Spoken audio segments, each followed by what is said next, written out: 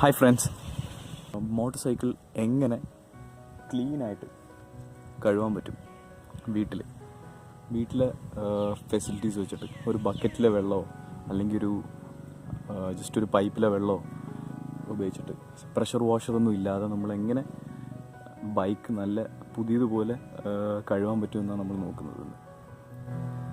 ഞാനതിൻ്റെ തിയറി പറഞ്ഞുതരാം ഇന്ന്.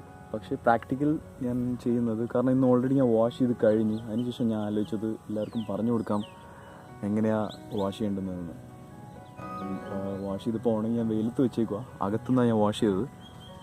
അപ്പം മെയിനായിട്ട് നമ്മുടെ മനസ്സിലൊരു ചിത്രം ഉണ്ടായിരിക്കണം ബൈക്കിൻ്റെ. ആദ്യമേ നമ്മൾ മേടിച്ചപ്പോൾ ബൈക്ക് എങ്ങനെ ആയിരുന്നു എന്ന്. അതുണ്ടെങ്കിൽ നമുക്ക് നല്ലതായിട്ട് കഴുകാൻ പറ്റത്തുള്ളൂ. അങ്ങനെ പറഞ്ഞെന്താണെന്ന് വെച്ച് കഴിഞ്ഞാൽ, നമുക്ക് ബൈക്ക് എപ്പോഴും പുതിയതുപോലെ ഇരിക്കണമെന്ന് തോന്നണം.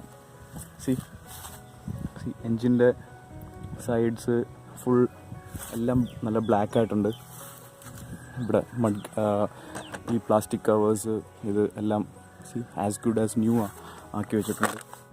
ചെയിൻ സ്പ്രോക്കറ്റ് പുതിയതുപോലെ, ചെയിൻ ക്ലീനാണ്. ടയേഴ്സിൻ്റെ സൈഡും ഫുൾ ക്ലീൻ ആയിട്ടുണ്ട്. ഈ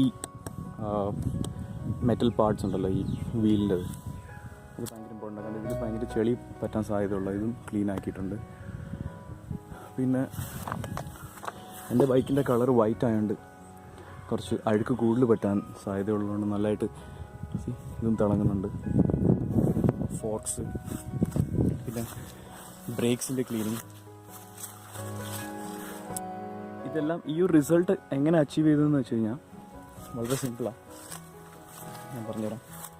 ഫുൾ പാർട്സ് എങ്ങനെ തിളങ്ങുന്നതെന്ന് വെച്ച് കഴിഞ്ഞാൽ, നമ്മൾ ഒരു ബക്കറ്റിൽ സർഫ് എക്സൽ എടുക്കണം. സർഫ് എക്സൽ അല്ലെങ്കിൽ ഏതെങ്കിലും പൊടി, ഓട്ടോമാറ്റിക് വാഷിംഗ് മെഷീനിലിടുന്ന പൊടിയാണെങ്കിൽ അത്രയും നല്ലതാണ്.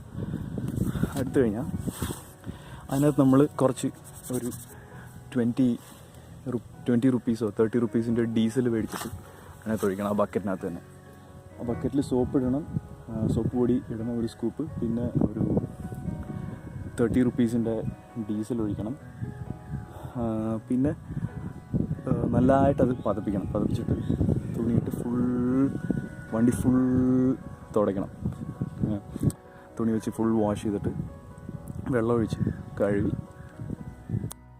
ലാസ്റ്റ് ഫുൾ ഉണങ്ങി കഴിയുമ്പോഴത്തേക്ക് കരിയോയിലുണ്ടല്ലോ, കരിയോയിൽ, ബൈക്കിൻ്റെ കരിയോയിൽ, 2T ഓയിൽ. നമ്മൾ ബൈക്കിൻ്റെ വർക്ക്ഷോപ്പിൽ പോയിട്ട് അവിടുന്ന് 2T ഓയിൽ കിട്ടും. 2T ഓയിൽ മേടിക്കണം. അത് ചിലപ്പോൾ ഫ്രീ ആയിട്ടൊക്കെ തരും. 2T, അതായത് യമഹ RX-100 ഒഴിച്ച ഓയിൽ. അതാകുമ്പോൾ അത്ര കരി കാണത്തില്ല അതിനകത്ത്. അത് മേടിച്ചിട്ട് ഫുൾ ഒരു സ്പ്രെയർ സാധനം എടുത്ത് ഫുൾ സ്പ്രേ ചെയ്യണം അതിനകത്ത്, ഫുൾ പാർട്സിൽ. നിങ്ങളുടെ വണ്ടി വൈറ്റ് ആണെങ്കിൽ വൈറ്റ് പാർട്സിൽ സ്പ്രേ ചെയ്യാൻ പാടില്ല, അത് അഴുക്കാവും. ബ്ലാക്ക് ആണെങ്കിൽ കുഴപ്പമില്ല. അത് സ്പ്രേ ചെയ്ത് കഴിഞ്ഞിട്ട് ഫുൾ തുടയ്ക്കണം. തുടച്ച് കഴിയുമ്പോൾ വണ്ടി പുതിയതുപോലെ ഇരിക്കും. ഒരു കാര്യം പറയാൻ മറന്നുപോയി. അടുത്ത വീഡിയോയിൽ ഞാൻ നിങ്ങൾക്ക് പറഞ്ഞു തരും ചെയിൻ ലൂബ് എങ്ങനെ ചെയ്യണം, ചെയിൻ എങ്ങനെ ക്ലീൻ ചെയ്യണം, how to make you chain look good. പിന്നെ നേരത്തെ പറഞ്ഞ മെയിൻ കാര്യങ്ങൾ എന്ന് വെച്ചാൽ, ഞാൻ ഈ ബ്രഷിനെ പറ്റി പറഞ്ഞില്ലായിരുന്നു. ഈ ബ്രഷ് നമുക്ക് വേണം, അത് വീലിൻ്റെ ഈ സൈഡ് ക്ലീൻ ചെയ്യാൻ വേണ്ടിയിട്ടാണ്. ഇതുപോലത്തെ ഒരു സ്പ്രെയർ സാധനം കിട്ടിക്കഴിഞ്ഞാൽ നല്ലതാണ്. ഈ സ്പ്രെയർ ഓപ്പൺ ചെയ്യാം. എന്നിട്ട് ഇതിനകത്ത് ഞാൻ കരിയോയിൽ നിറച്ചിട്ടുണ്ട്, പകുതി വരുന്നുണ്ട്. ഞാൻ സ്പ്രേ ഇറ്റ് ഹിയർ. പിന്നെ ഇതാണ് കരിയോയിൽ ഞാൻ മേടിച്ചത്.